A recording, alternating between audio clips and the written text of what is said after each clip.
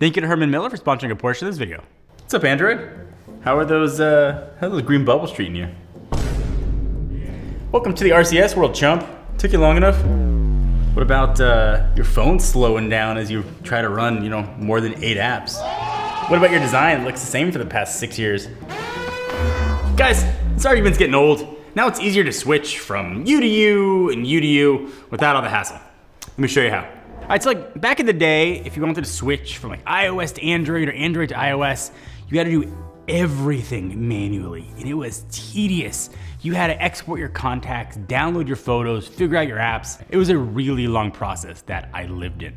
But now manufacturers have made it a lot simpler to get everything done in one step, or at least as close to one step as possible. And this is a totally operating system agnostic video. Whichever way you're considering switching, it doesn't matter. But I did want to try to find ways and sort of show you how to streamline this process. In the Android world, most of the OEMs have their own apps. Samsung's is Smart Switch, OnePlus is called Clone Phone. Google themselves have an app that actually just updated called Android Switch. For the most part, they all do the same thing. And they allow you to sign up to the new system you're moving to. So for example, signing up for Google Photos to upload your iCloud library. And they also move your data over via wired or wirelessly, depending on what you want. On the iPhone side, Apple's got an app on Android, appropriately called Move to iOS. When you first set up your new iPhone, you can select the option to move over your data from Android. And with both of these systems, you're able to move things over like contacts, photos, even device settings, and a lot of apps too. You just sort of start the process and wait for it to finish, and you should have most of your information transferred over. It's, in theory, super simple. So transferring a lot of your data over to your new phone is easy, but I wanted to go like deeper, not just how to transfer your data, but also like what works and what doesn't, because not everything works how it should. I think one of the biggest pain points when switching between iOS and Android, and you see it all the time, I think if you've ever switched, you've experienced it, it's messaging. And I think if there's one reason why people don't want to make a switch to different operating systems, it's because they don't want to lose some feature that they've got in messages. And I'm not talking about sort of the WhatsApps of the world or third-party messengers where you can just sync and download on cross-platform. This is more of the default messaging options. So it's kind of iMessage versus not iMessage. So all that is fine. But what if you wanted to move all those old iMessages from your old iPhone to your shiny new Android? Well, this is where the first bump in the road always comes up. And it seems there's no real elegant or simple way to do it. Because Apple controls iMessage, you can't just export and copy them over. There are apps like iMazing that you sort of save all of your message data, but isn't easily transferable to your new Android phone. And since iMessage is a secure platform, you may or may not want to let third parties into that system. And that's kind of up to you. In my tests and trials, it did move over iMessages. Not all of them, but a majority do move. You can use third-party apps to transfer your SMS messages from iPhone to Android. And you can transfer your messages from Android to iPhone. But that's about it. So if you are a heavy message user and you have years of data and photos and attachments in messages, this is something to definitely keep in mind. There's no real elegant way to move them reliably, safely, and securely from Apple to iPhone. And there are some exceptions, some third-party apps, but as a general rule, if you don't want to give third-party apps access to that information, there's no first-party way to do it. Mind if we just take a quick second?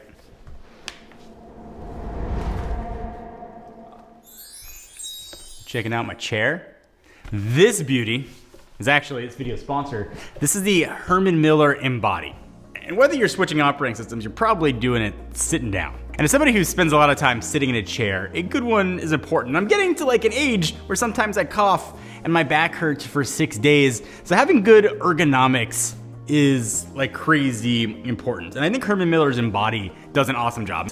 And if you're gonna spend the money on a chair, you want it to last. And they actually come with a 12-year warranty.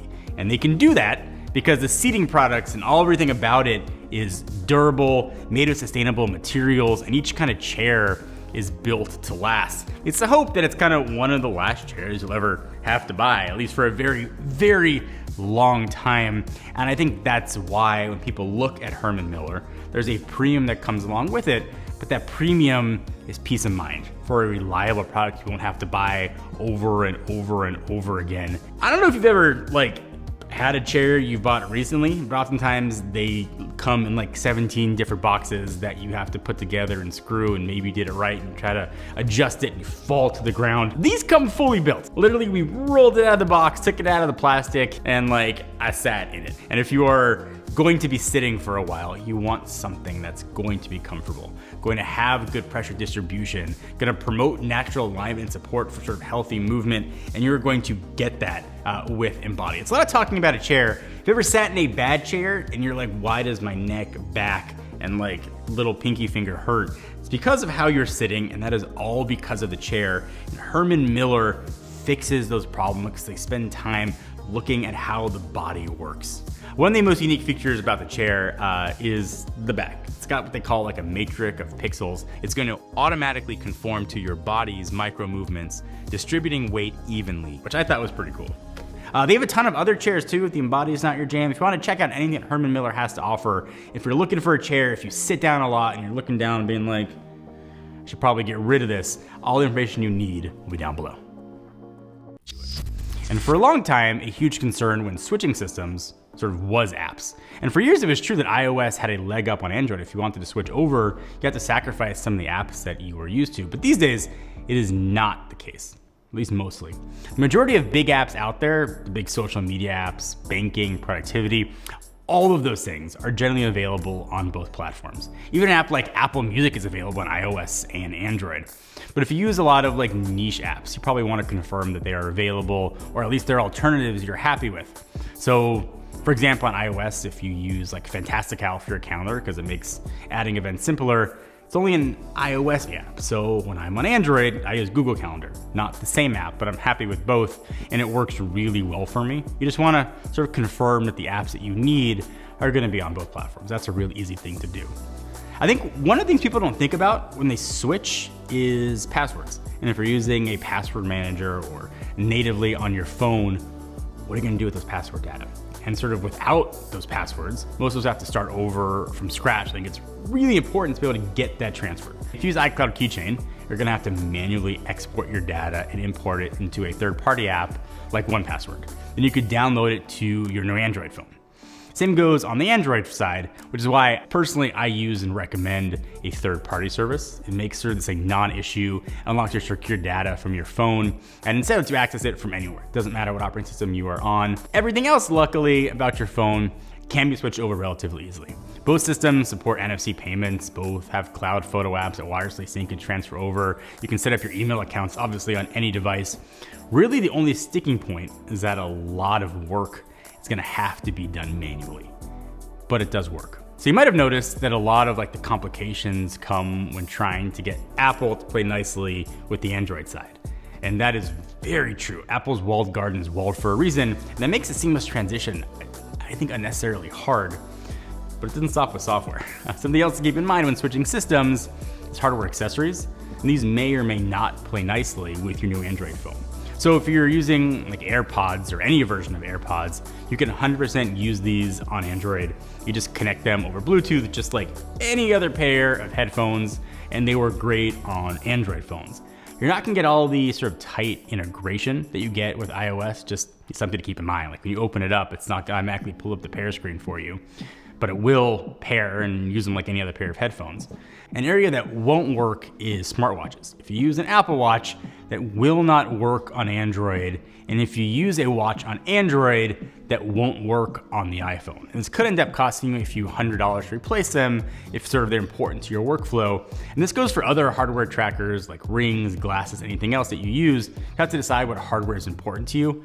A weird caveat, and sometimes when I switch to Android, I will use my cellular Apple Watch and keep that connected, so I still have access to iMessage coming in, and also on my Android phone. It's a very expensive and very clunky way if you want to kind of dance between both worlds. Another area people don't think about that is increasingly annoying is eSIM.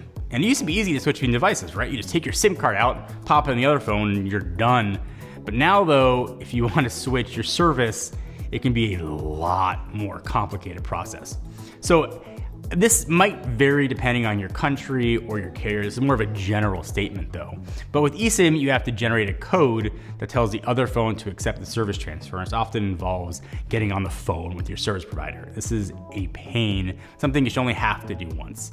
And there are some apps that'll claim to do it for you. Even some transfer apps will claim to do it for you. It has never worked in my experience. I've always had to call the carrier. It's not a long process, something that I've always kind of had to do. This whole process sucks. It is not as simple as it should be to go from one to the other, but it is not impossible. I feel like switching from iOS to Android, Android to iOS is like looking at the prospect of having to move your apartment or move your house. It's just easier to renew your lease and stay where you're at. I don't want to pack up all my stuff. I don't want to pack up all my boxes. I don't want to back up my messages. I don't want to have to worry about giving access to them to a third-party service. It's just easier to stay where you are. And I think that's really unfortunate, because if you're on the iPhone side, there's an incredible world on the Android side. You have new form factors, new camera technologies. There's a lot of things that you can't get on the iPhone side. And if you're on the Android side, Apple offers a huge amount of things. You've got access to that walled garden. You finally get iMessage. You can finally have, an Apple Watch and sort of those first-party accessories. This process should be a lot simpler, and a lot of the blame still lies with Apple. Hopefully, as Apple tends to open up a little bit more, as we've seen the past few years, they'll make that process easier to switch from one to the other. And if they won't, I bet some foreign government's gonna make them.